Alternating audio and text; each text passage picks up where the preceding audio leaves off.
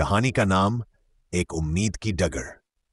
राजू एक सीधा साधा युवक था जो शहर में एक अमीर सेठ के यहां गाड़ी चलाने का काम करता था।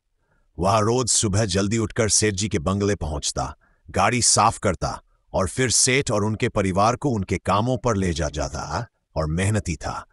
लेकिन उसका मालिक सेठ वर्मा और उनका बिगड़ैल बेटा विक्की हमेशा उसे तुच्छ समझते और ताने मारते। कभी कभी तो उसके साथ बुरा बर्ताव भी कर देते।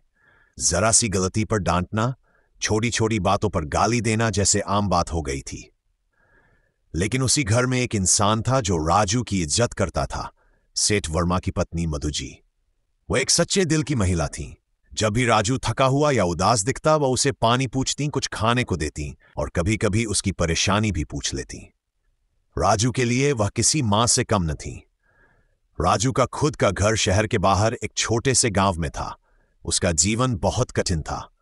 उसकी बूढ़ी मां पिछले कुछ महीनों से बीमार चल रही थी और उसका छोटा बेटा छोटू अभी स्कूल में पढ़ रहा था।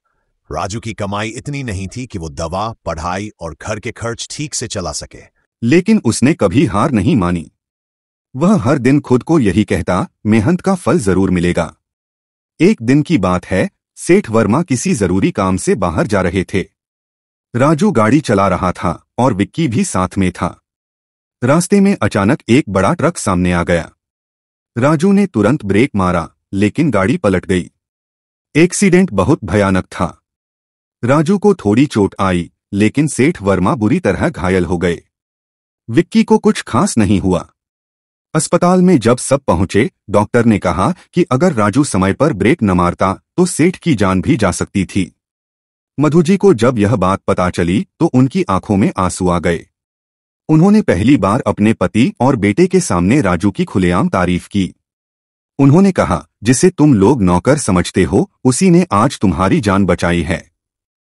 उस दिन के बाद सब बदल गया। सेठ वर्मा ने राजू से माफी मांगी।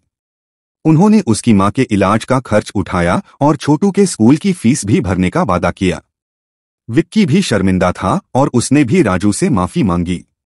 कुछ महीने बाद राजू की मां पूरी तरह ठीक हो गई। छोटू भी अब अच्छे स्कूल में पढ़ने लगा। राजू की मेहनत, ईमानदारी और इंसानियत ने आखिरकार रंग दिखाया। और मधुजी, वह अब भी रोज राजू को चाय पूछती हैं, लेकिन अब सिर्फ दया से नहीं, एक परिवार के सदस्य की तरह।